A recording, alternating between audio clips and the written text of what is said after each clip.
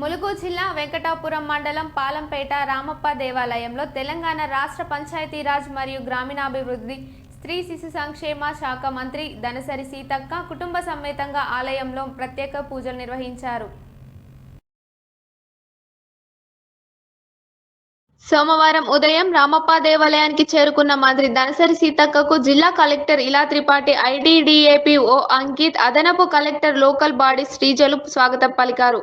రుద్రేశ్వరుడిని దర్శించుకొని మంత్రి ప్రత్యేక పూజలు నిర్వహించగా మంత్రికి ఆశీర్వచనం, తీర్థ ప్రసాదాలను వేద పండితులు అందించారు.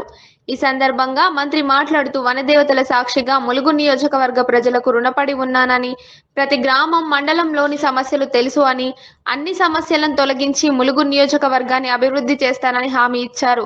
ఉద్యోగ, ఉపాధి అవకాశాలు కల్పించేలా చర్యలు చేపడతామని, సంక్షేమ పథకాలు ప్రతి ఒక్కటి అర్హులైన వారికి అందేలా చేస్తామని, ప్రజలకు సుపరిపాలన అందిస్తామని అన్నారు.